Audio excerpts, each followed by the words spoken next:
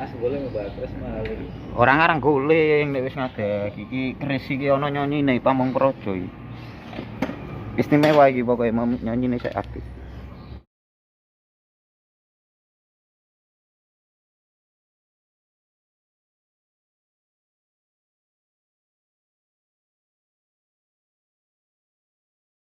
Assalamualaikum warahmatullahi wabarakatuh. Bertemu lagi dengan saya Rudi Purwanto dengan channel Putune Mbak Lamong. Edisi ngaji budaya. Ini kebetulan saya bertemu dengan Bapak siapa ini? Setiawan. Ya. Membawa sebuah keris ya Pak. Kerisnya ini. Oh itu ya. Pulau tingali. Dapure.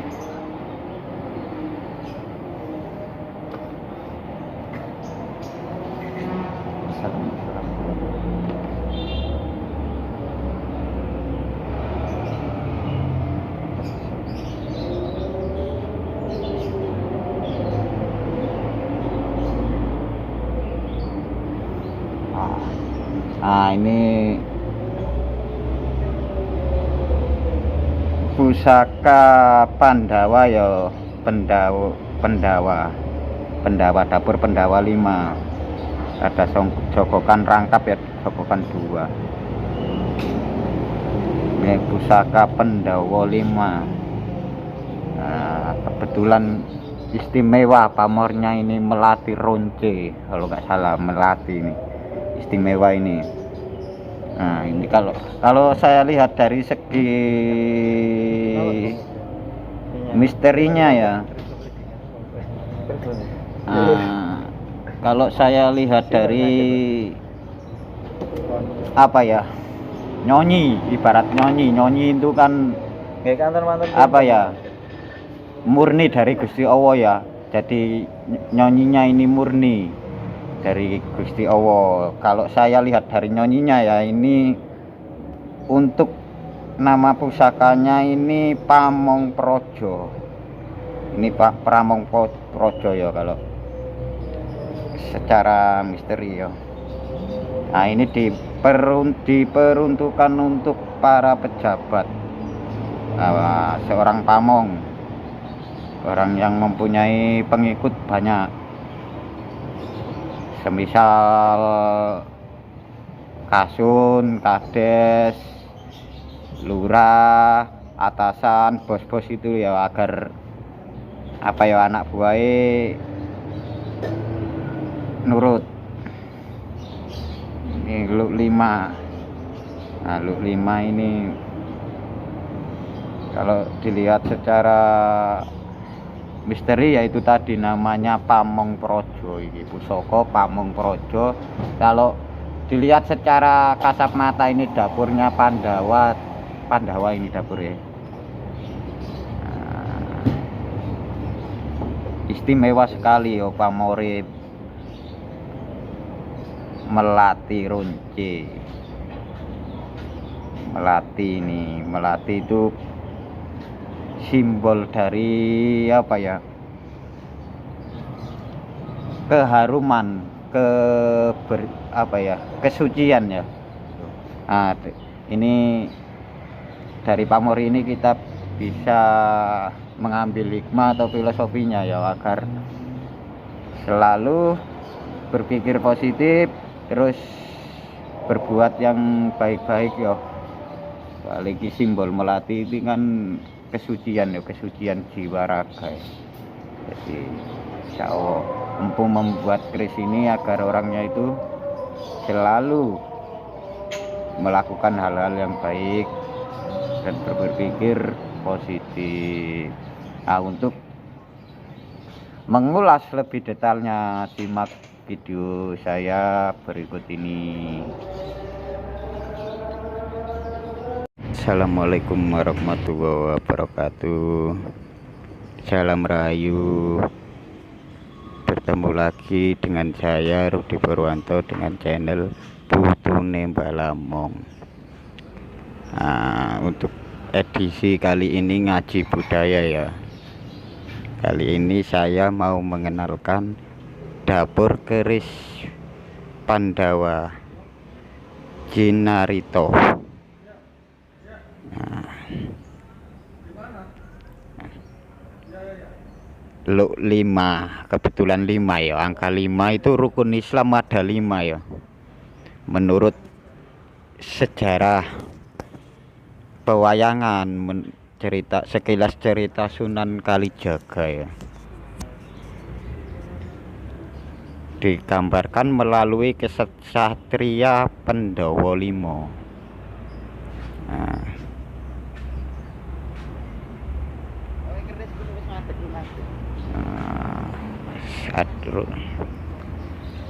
rukun Islam yang pertama dijelmakan sebagai tokoh tertua yaitu Raden Yudhistira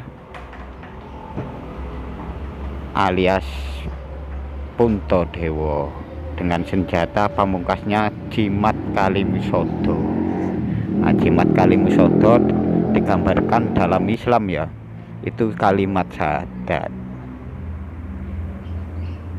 Raja yang bijaksana itu tidak pernah kalah dan tidak pernah putus asa. Ia selalu sabar menghadapi musibah, senantiasa berbaik sangka kepada setiap orang, dan kalau perlu mengalah demi menjaga persatuan menuju kejayaan. Nah, rukun Islam, rukun yang kedua, sholat fardu. Nah, sholat fardu diisyaratkan dengan Raden Werkudara atau Bima yang tidak pernah duduk dan selalu siap kuku panca nakanya. Artinya sholat 5 waktu tidak boleh, tidak mesti ditegakkan dalam keadaan apapun. Sedang sakit pun sholat harus tetap dikerjakan, seperti halnya Bima yang selalu berdiri kokoh setiap saat. Lewat pelaksanaan sholat, derajat manusia adalah sama, tidak membeda-bedakan, termasuk ia orang kecil dan pembesar negara sekalipun. Hal itu diibaratkan sama dengan sikap Werkudara atau Bima yo, yang tidak pernah memakai bahasa halus, kromo inggil, dan tetap bicara dengan kokoh kepada semua orang tanpa bermaksud kurang ajar. Nah, itu rukun kedua. Rukun ketiga itu puasa. Dalam Islam puasa digambarkan dengan Pangeran Arjuna kalau pewayangan Jawa. Nah, dalam bulan Ramadan menggunakan lambang Raden Arjuna, Raden Permadi atau kesatria Pandawa yang paling tampan dan banyak digandrungi kaum hawa. Persis seperti orang berpuasa, godaan hawa nafsu akan tiba-tiba menjadi banyak sekali. Andai kata tidak kuat melawannya, pasti akan jebol pertahanannya. Nah, rukun Islam yang keempat dan kelima, zakat dan haji, digambarkan sebagai dua kesatria kembar Pandawa ya, Raden Nangkulo dan Sadewa. Mereka adalah tokoh yang tidak sering muncul, sebagaimana zakat dan haji yang hanya diwajibkan bagi orang-orang yang mampu. Akan tetapi tanpa Nangkulo dan Sadewa, Pandawa akan rapuh dan tidak bisa berdiri tegak. Begitu pula umat Islam, jika tidak ada para hartawan yang sanggup membayar zakat dan menunaikan haji, fakir miskin akan terancam kefakiran dan kemurtaan. Kesenjangan sosial antara orang kaya dan melarat.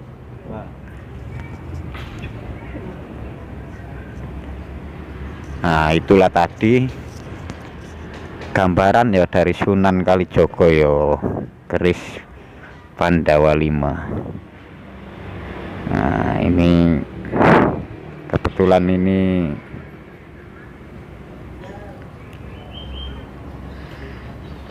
namanya Pendawa, terus looknya juga 5.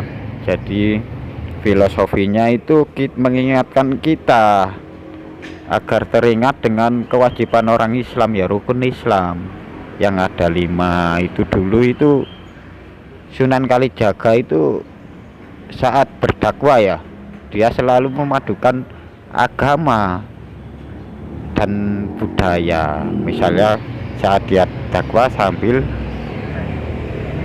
nah itulah tadi ulasan saya tentang keris Pendawa ya, dengan dapur Pendawa itu yang mengisahkan tentang rukun Islam ada 5. Nah itu dulu Sunan Kalijaga kalau dakwah menjelaskan rukun Islam, dia selalu memakai wayang atau peran Pendawa 5 ya. Nah dari filosofi keris Pendawa 5 tadi itu kita ambil hikmahnya untuk selalu sholat, zakat, fitrah, puasa, pergi haji dan lain-lain. Nah itu digambarkan Pendawa ya.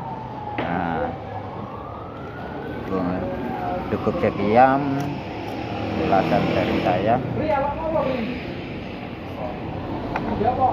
semoga terhibur dan bermanfaat, menambah wawasan kita ya. Nah, jadi